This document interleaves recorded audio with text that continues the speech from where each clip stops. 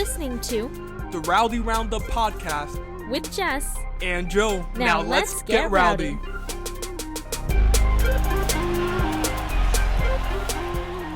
Hey everyone, you are listening to the Rowdy Roundup Podcast, and wow, the Dallas Cowboys bounced back today after losing a couple of straight games. They were able to beat the Cincinnati Bengals on the road 30-7. Jess, I know you're fired up. Fired up about that. It felt so good. I was singing holla holla, we them boys all day because it was just such a how do I say this? It was one of those games that these guys needed. They finally clicked, I think, and that finally just showed to everybody. It gave us encouragement, not only as fans, but it also gave the team a little boost of energy and encouragement that I think has been lacking for most of this season, I will say, since Dak has been out. But I think it was a great game. Yeah. What a game. What a day. Good day for Cowboys fans everywhere, I think. Honestly, I've been calling the team the Dallas Cowboys because they don't play defense. So I don't think that they deserve to have the D in the Dallas, but they earned it today, forcing 3 goals. And yes, they earned it for me. And we'll get into it, but I don't know necessarily if I'm going to give a lot of credit to Mike Nolan for it. A lot of that was on the Cincinnati Bengals players for those fumbles. But wow, the defense stepped up in a way that they haven't before. They forced a lot of turnovers for us, 3 forced fumbles, and 17 points off of those fumbles, which it honestly was the difference in the game. I know it was a 23-point win, but those 3 fumbles were huge. So let's just jump right into it. I want to get your game thoughts. I want to hear everything that you have to say about what you saw from the Dallas Cowboys on Sunday afternoon against the Bengals. All right. Well, so let's start with the first quarter, right? DeMarcus Lawrence forcing that first fumble and stripping the ball from Bernard, which was the longest streak in the NFL, might I add. So that just added some spice to just what was a great play overall, right? So we go down, and you know what? I will say that got me fired up to keep my eye on D-Law for the rest of the game, because not only did he look good from that first fumble, but if you watched him throughout the course of the game, he was brilliant. He was feeling it today. I think you can just really tell when those team leaders are feeling their energy as compared to when they're not. So I think that really started it. And then we go right into after that when Andy Dalton did get sacked. By the way, you guys can't see this video that I'm on right now, but Andy Dalton is my background with his I love you sign to his wife, because I just thought that was the cutest thing ever. But going into the first quarter again, we end up getting the field goal, and the Cowboys have 11 minutes left in the first quarter. And you know what? I am going to say it was a great game, but settling for field goals are not going to win us any more games. And we've seen that enough this season. So I don't know how you felt about that first quarter. I loved it, but I was also disappointed with settling for field goals once again and just not taking it all the way down to the end zone. So settling for a field goal against the Cincinnati Bengals after a forced fumble like that, you can beat a Bengals team that is struggling this year. Obviously, Joe Burrow is not with the team. As he got injured a couple of weeks ago. So you can beat the Bengals even if you're on the road by scoring 3 points off of a turnover. But if you want to go ahead and beat, a team like the Philadelphia Eagles, which you're going to have to play in the future, the New York Giants, the defense has been playing really well for them. If you want to beat those teams down the line in these next 3 weeks, you're going to have to score touchdowns. And I completely agree with you. I was definitely disappointed that we had to settle for a field goal, but I did like the way we responded throughout the course of the game, specifically on defense. I thought that this was a gut test for the Cowboys. And you mentioned it. D-Law forcing that fumble in the first quarter really set the momentum for what kind of game we were going to play today. Like a chef's kiss, and then we weren't even done there, because not only did D-Law get first fumble, and then you're still in the first quarter, and then Aldon Smith with 78 yards into the end zone. Oh, just beautiful, beautiful, beautiful work there. And I believe it was Van Der Esch that actually kind of caused that fumble by bumping into one of his own guys, if I'm not mistaken, but it worked out in our favor. So I wasn't complaining about that. And Aldon Smith's quick thinking to grab that ball and run into the end zone. I can't complain. It looked nice, but again, I think the only thing that really irked me about the first quarter was settling for that field goal after D-Law forced that fumble. Yeah, completely agree. But, Alden Smith, he has to be in comeback player of the year conversation, especially with everything that he has gone through being out the league for so long since 2015. And then to see that moment, I was a little bit concerned that anytime the Cowboys make a great play on defense, I'm looking around for the penalty because, nothing good ever comes for us, Oh, So I know. Yeah. the fact that he was able to pick up that fumble and run it back for a touchdown was just awesome for him and just a remarkable story. So that was the highlight of the quarter for me. Not settling for 3 points after a fumble, but, him returning it for a touchdown. Definitely love that. So then we go into the second quarter and Fumble City continues because we get yet another fumble. And you know what? It was just kind of incredible to see because you have this defense that I feel like is really hot when they're hot and then really cold when they're cold. And after the last time we saw them play, I didn't know what to expect this game.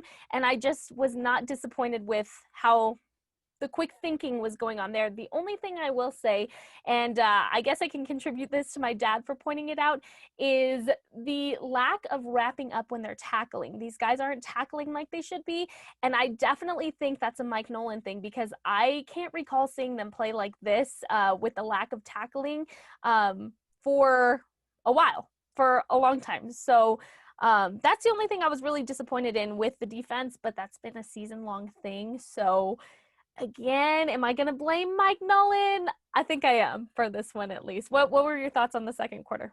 Yeah, it was super weird because, Cincinnati was running the ball down our throats. That last fumble that you talked about, they were just running the ball, running it, gashing it down the middle.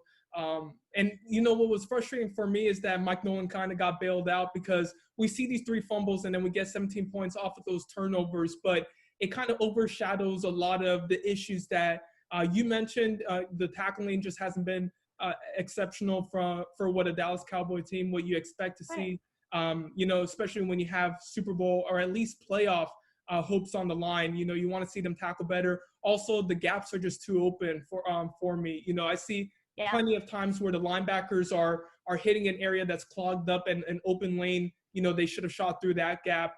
Just makes you wonder if that's a Mike Nolan thing, if the players aren't grasping his concepts, if the scheme is too complex for them. But in the end, they got that third fumble, and I think that really kind of turned the tide because, correct me if I'm wrong, it was a 10-0 game at that point. Yeah, it was a 10-0 game at that point. Cincinnati is in the red zone, and they were about to score. I honestly thought they were about to score. Brandon Allen looked like the second coming of Joe Montana at times.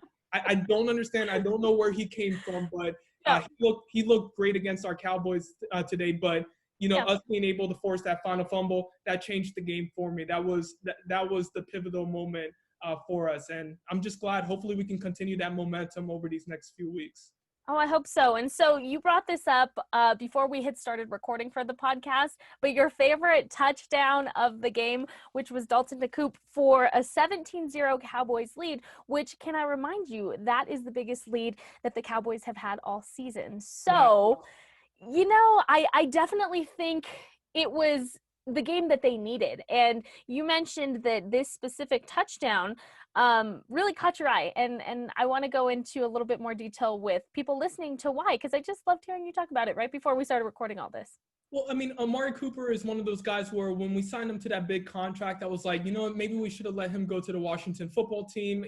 We shouldn't have paid him that much. The priority should be Dak Prescott. We have a young emerging star in Michael Gallup. And fortunately, after we signed Cooper, we were able to get CeeDee Lamb. But Amari has somebody who's always kind of been iffy for me. But this year really has impressed me because one thing about Amari is that when, especially last year, when he's been on the road, he hasn't shown up as much as you would expect for him. He's, in my opinion, a much better home player, especially in Dallas Cowboy, in AT&T Stadium, playing in front of all our fans. But today he really showed out for us.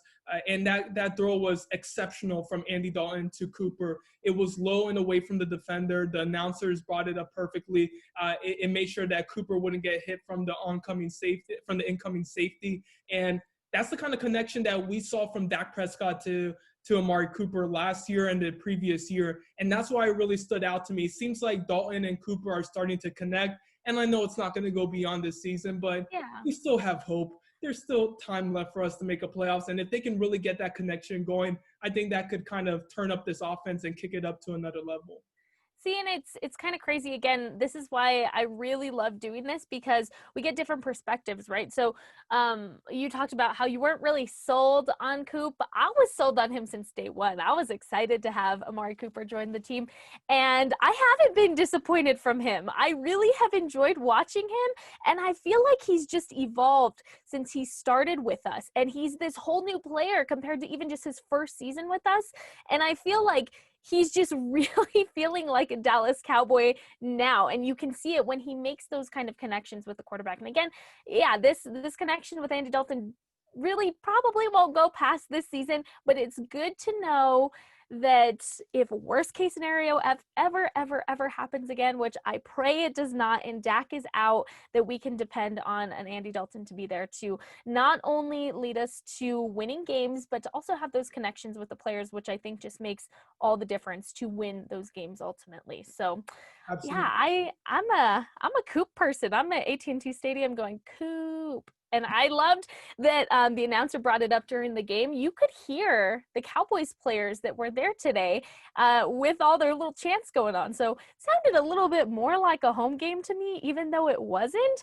I just heard it was very loud over there, and it wasn't even a home game. It was more of an away game. So good to know we still have some Cowboys loyal fans out there after this very testing season, we'll call it. Well, especially there in Ohio, you know, Zeke is a former Buckeye, so is Noah Brown. So, you know, they do have some former Buckeyes there, and Dallas is a national brand. There's a reason why you either love us or you hate us. You know, we're everywhere. My very first trip that I took out of the country, I went to the Bahamas. The first person I saw was, getting off the cruise, had a Dallas Cowboys hat on. Like, they're just everywhere. And, you know, the fact that we were able to have them travel on the road with us, too, was awesome. So, yeah, I think that also played a role, too. It just felt like an energized team, a team that, even though we were 3-9 and it seemed like we were out of it, and we kind of, you know, with Washington winning today, we kind of are a little bit out of it. It was good to see the team be pumped and be energized, and it shows a little bit more confidence that they have in Mike McCarthy. Yeah, I agree. So going back to the second quarter now, Cincinnati gets their touchdown right before the half. And, you know, I was okay with this, but I really just wanted to go in with it being, what was it at that point, 17-0. I really just wanted the Cowboys to keep that lead, even though they were still in the lead, but like 17-0 just sounds so much better than 17-7. So they get their touchdown. We'll give them that.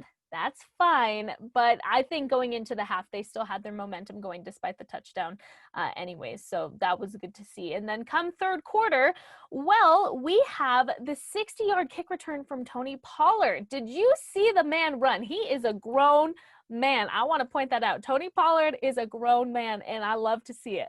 So the funny thing is, there have been 2 times that Tony Pollard has run the ball and made a big-time return on a kickoff return. Guess what? I didn't see both of them live. I was in another room. So every time the Dallas Cowboys have a kickoff return from now on, best believe I will not be watching the TV screen. I'm going to put out good vibes there. But Tony Pollard is remarkable. He can do it all. He can catch the ball. He can do kickoff returns. He honestly, I love Ezekiel Elliott, but with how bad the offensive line has been, they're not really holding those holes open and those lanes open as much as they were 4 years ago. And Tony Pollard is a lot faster than Zeke, so he can hit those holes a lot quicker and can pick up additional yardage that Zeke wouldn't have gotten. He's just an electrifying player, and it doesn't surprise me that he did it once again today.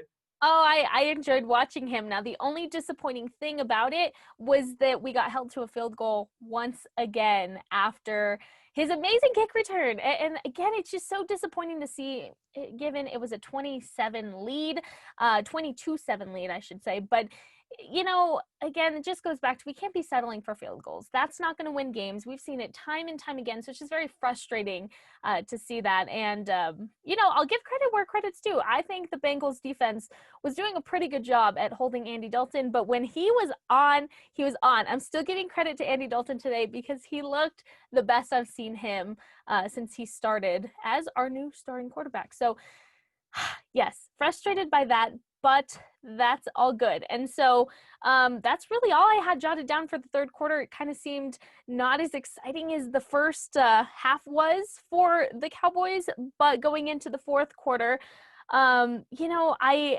I just had that inkling, that Cowboys fan inkling when they're going to win, but you don't want to say it too soon because you don't want to jinx us. So what were your thoughts on the fourth quarter? Fourth quarter, I was completely I honestly knew that we were going to win that game heading into the fourth quarter. The defense had been playing well enough for us to win. I didn't think a Brandon Allen-led team, especially when he started limping, he wasn't feeling as good as he was prior to getting hit. I knew as soon as that happened that the Dallas Cowboys were going to win this game. And honestly, I was just kind of scoreboard watching the Giants game, making sure that they lost to the Cardinals, which they did, which was difficult to see.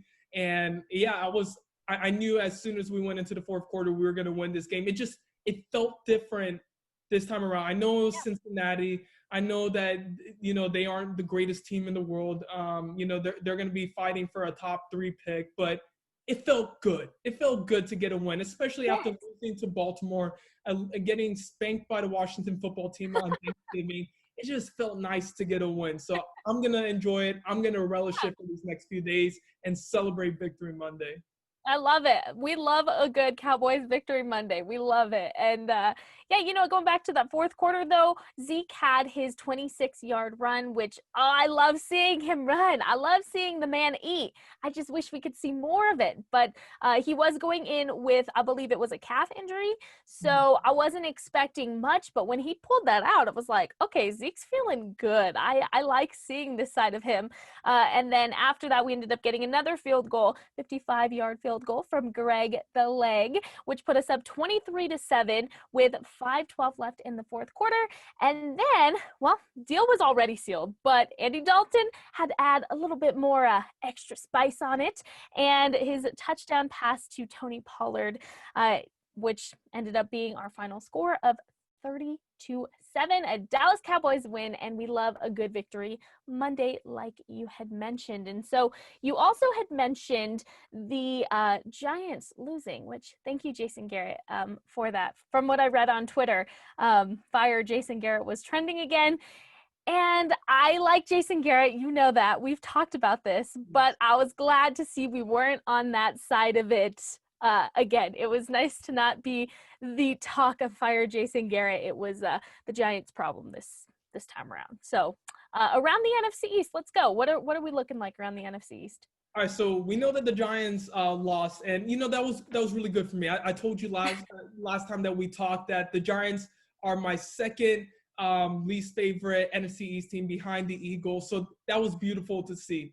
And then we go over to 4:30 at 4:30 Eastern time for me, 2:30 for you, and we see the Eagles kick off, and I can't believe what I saw. I honestly can't believe what I saw for those 3 hours.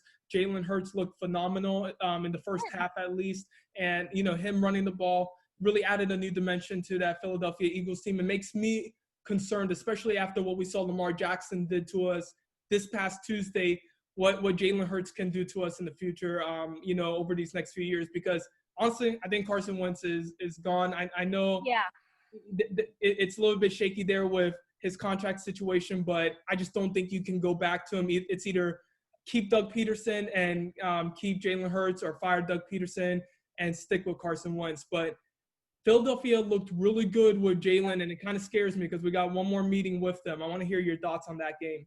Yeah, so I kind of was watching it in and out. I'm not gonna lie, I took a little nap in the middle of it, but I kept waking up to keep track of the score. So I didn't watch it in detail. I wasn't taking my little game notes on it. But I definitely agree from what I saw.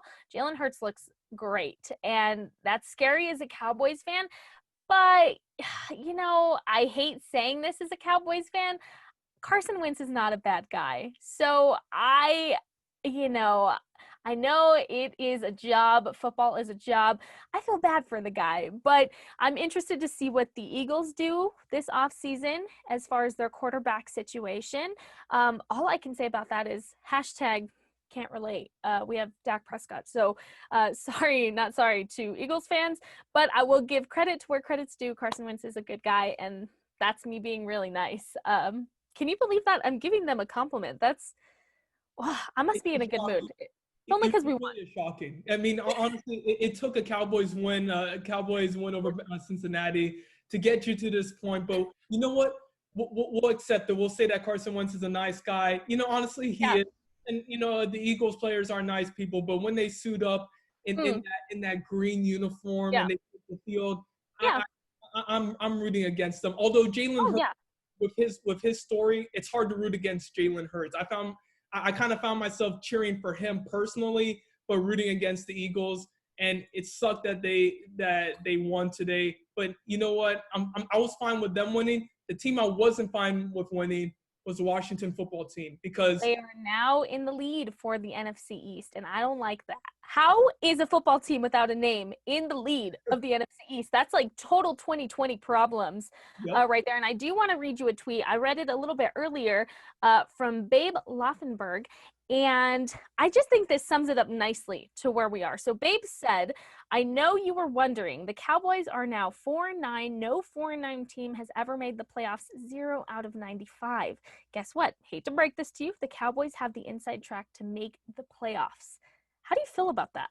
I would like to, putting on my optimistic, goggles of the Dallas Cowboys and trying to see the best in this football team. I want to agree so badly, but guess what? Washington beat us twice, and they would hold the tiebreaker even if we tie. So we would have to hope for 3 consecutive losses. They play Seattle, they played the Panthers, and they play the Eagles. I think they're winning one of those games, and they would end up winning the NFC East, at least compared to the Cowboys, because they hold the tiebreaker over us. They beat us twice. If we had won one of those games, then we would probably have the inside track. I would agree, but we're hoping for Washington to lose these next 3 games. Destiny is out of our own hands, and I can't see us making the playoffs this year. But we still have hope, and as long as we have hope, that's great for me. Well, and to me, it's one of those situations where obviously this season has been very trying for the Dallas Cowboys organization in many ways. You go into 2020, which is a pandemic year. You already are struggling to adjust, and I shouldn't say struggling, but you're learning to adjust with a new head coach. That in itself is calling for an adjustment year. And then Dak goes out. Like it just, everything that could have gone wrong with 2020, this 2020 season went wrong for us. So I kind of already accepted a long time ago that the Cowboys were not going to make it that far. If they do, that's exciting and we will support them. If they don't, that's okay. And I think it's just because, we as Cowboys fans, I think, have accepted this already. And now at this point, we're just having fun and enjoying the wins as they come, because that's all we can do. I did forget to ask you before we started going around the NFC East, who was your game MVP today? Okay, so most valuable player, I know. I'm going to cheat a little bit here because I'm going to give it to a whole defense. I'm giving it to the Cowboys defense today. Like I said, they earned the D in Dallas because they played defense. For once, I know they played well against Pittsburgh. I'll give them that. And, they played well for some parts against the Vikings. But for most part of this year, this team has been really trash on defense. I'm not even going to hold back on that. They just have not looked good. So the fact that they were able to get 17 points for us and literally score 7 on that Aldon Smith touchdown, as you mentioned before, that was the difference in the game for us, specifically that last fumble. Because Cincinnati was driving, it was 10-0 in favor of us. And then, we were able to force that final fumble. So I'm giving it to the entire defense. What about you? I want to hear what you was for today. My MVP is behind us in this Zoom call. And again, you guys can't see it, but it's Andy Dalton. This guy today impressed me so much. I've always liked Andy Dalton, right? Before he was even our backup, he was one of those quarterbacks that I've just always had a good respect for, right? He's the Red Rider. How could you not? It's Andy Dalton. And I was excited when we got him as our backup to start with. Never thought we'd actually see him get play time. And then, like I said, 2020 happened, and here's your starting quarterback. I will say he didn't win me over as far as our starting quarterback goes this whole time. But I think today, him being at his old home stadium with his old teammates, having something to prove, really fired him up. And although he said before the game that he wasn't going to let his emotions get in the way, I think he channeled through them to get a victory win. And I think his accuracy was on point today. I think he just looked very consistent. He looked very composed. And you know what? I wanted him to win. I wanted him to get his game ball today, because how good does that have to feel to win in your old home, right? And it had been 9 years since Andy Dalton had been with the Bengals. So I just think it was a really good game for him. And of course, I got emotional when the announcer announced Andy Dalton and the Cowboys right when they were coming out of the tunnel. Like, how weird would that be for him to be in the opposing team's locker room this time? And just little things that I think could very easily make a normal person emotional, and I'm sure he was. He just channeled it in all the right ways. And then you gotta love the "I love you" to his wife. That was just amazing to see, and I loved seeing this new side of him. Almost, it was a side that I can definitely get used to seeing, and I wish him the best going forward as our starting quarterback for the rest of this season, whether we make it to the playoffs or not. So he's my game MVP. I just really like the performance he put on today, but I'm not going to disagree. The defense looked good. I just think there's a lot of work to be done when it comes to the defense, so I'm a little salty with them. So I gave my game MVP to Andy Dalton today. So let's see how it goes. Yeah, I agree with everything that you just said. I mean, the fact that he was able to channel his emotions into playing, in front of what were essentially his fans for the past decade. And it must have been extremely emotional for him to take the field and go against a team that, decided to move on with a different quarterback other than him. So seeing Andy play well, he played confident. That was the word that first came to mind for me, is that he played with a lot of confidence. I mentioned that you mentioned the Amari Cooper touchdown that he had, which was just a dart in the end zone. But also the one that was probably the throw of the game for me was the one to CeeDee Lamb, where he has the pressure coming from his backside, and then he just delivers a strike to CeeDee. CeeDee ran an excellent route, had the TD shaking in his cleats, and then he cut outside, and Andy delivered a perfect ball. So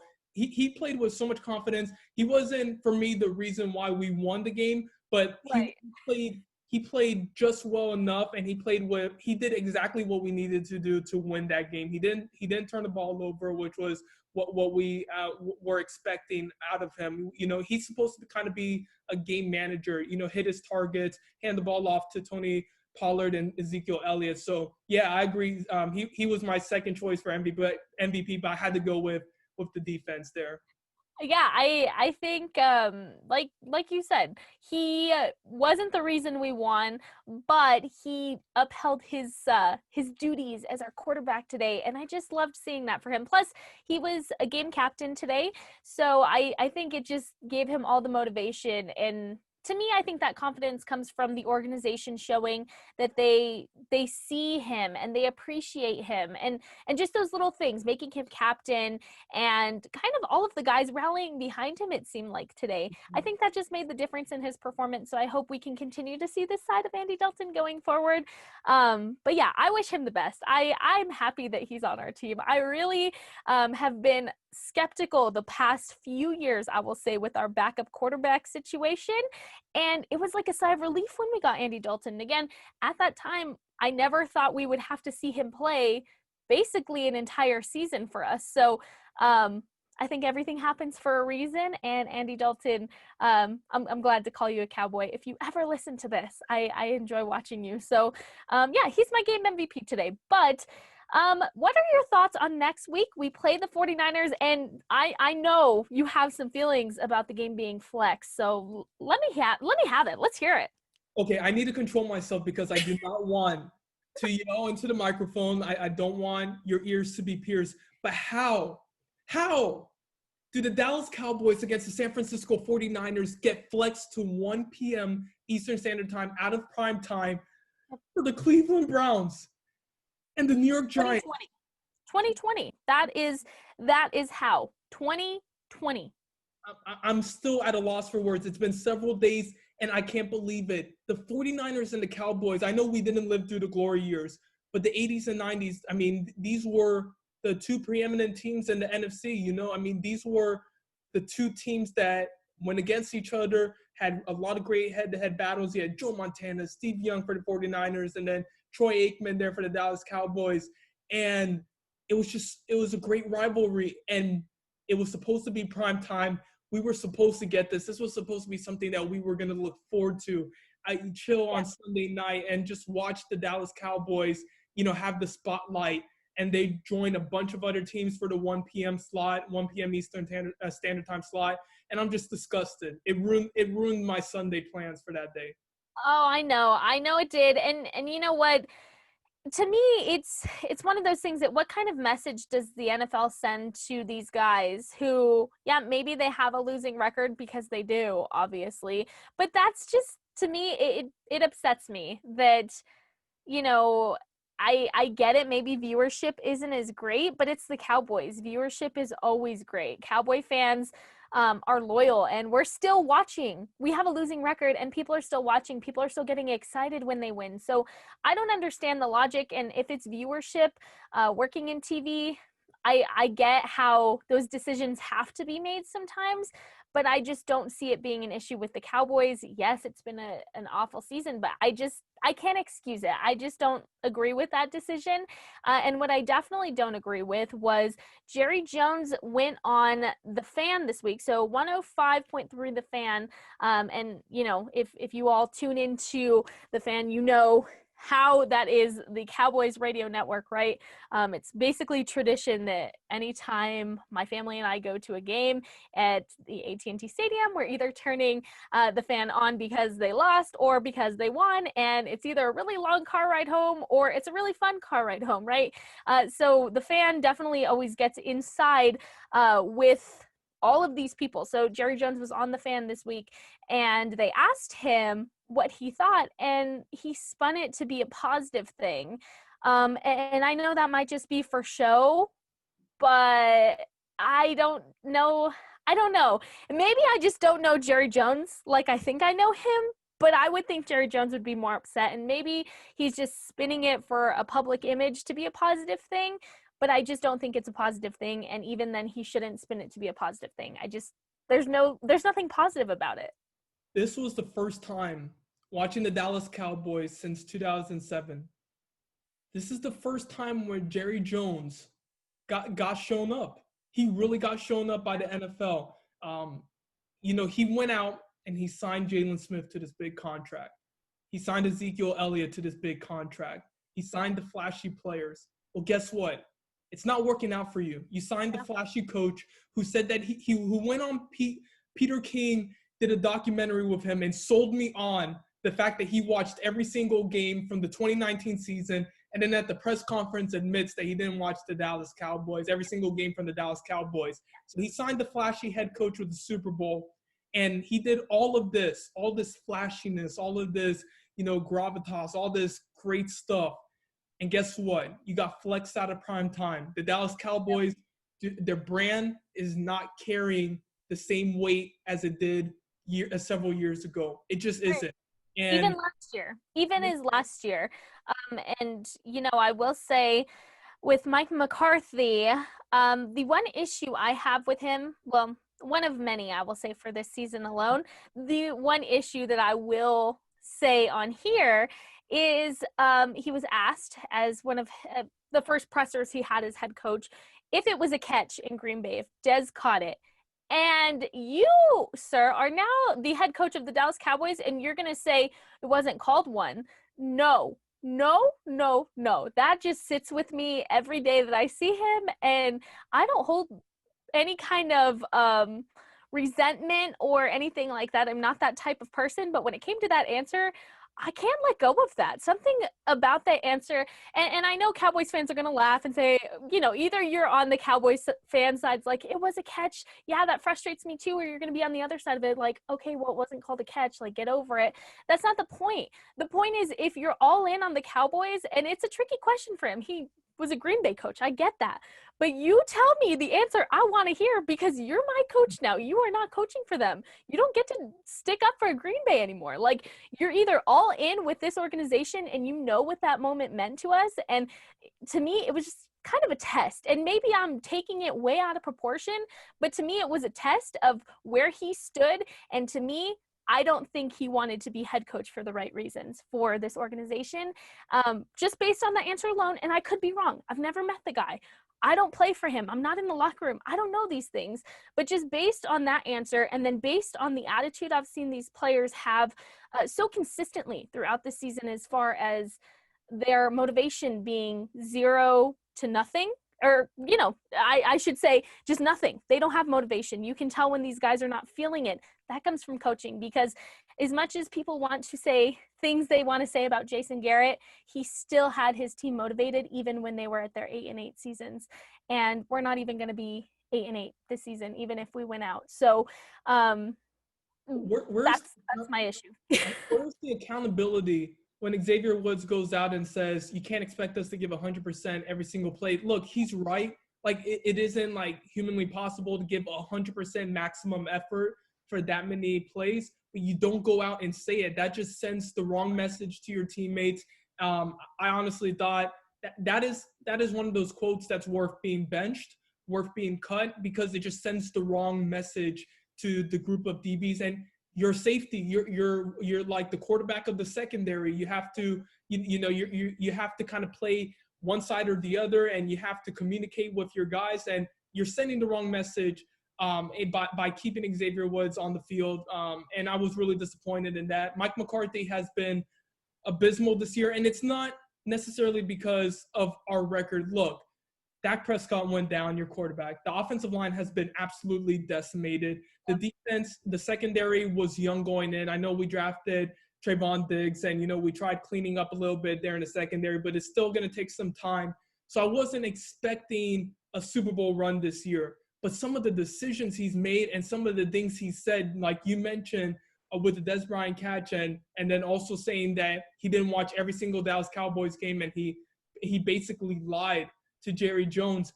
It frustrates you. That isn't what I want from a head coach, in my opinion. And we're seeing what Aaron Rodgers is doing now without Mike McCarthy. He was 13-3 last year. He's got the number 1 seed now. The Green Bay Packers have been exceptional without Mike McCarthy. Immediately they saw success. And guess what? We went from 8-8 to not even making that mark this year, like you said. So absolutely disappointed with Mike McCarthy. He gets 1 year. He gets 1 pass year for me just because of everything that went on. But I need to see more out of this guy next season. If not, he's got to be gone. See, and what I think is kind of hard, or makes it more difficult to read him, I should say, is that normally, a non-pandemic year, you can see these emotions because they're not having to wear masks. So I think him wearing a mask, which I totally am for, keep wearing your mask, everybody, please. I'm for that. But I can't read him. I don't know what he's feeling. I can see when he gets really, really mad, but I can't see his reaction to everything that's going on. So, yeah, like you said, I'll give him a year too, but I'm just very frustrated with his coaching style so far, I'll say. And I think this offseason he has some tough calls to make. So let's see if he does them. And I think that'll set up the tone for next year fairly early on, pretty soon, if, the Cowboys don't make it to the playoffs. So we'll see what happens. But yeah, I guess that's my thoughts on that. Who's winning next week? Who is winning? Cowboys, 49ers, and we're not going to be biased, or we're going to try not to be biased with these answers. I will not be biased. I have a Dak Prescott poster in the back. I have multiple Cowboys paraphernalia also to my left over here, over my left shoulder. So I am an objective observer of this upcoming game.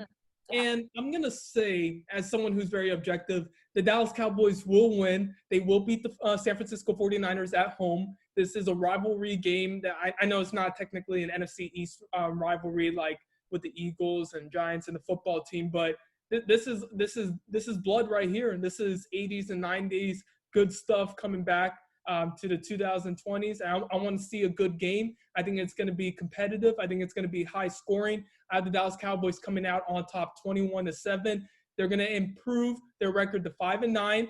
Washington is going to lose against Seattle, and we're going to have some hope. We're going to have some hope this year. What about you?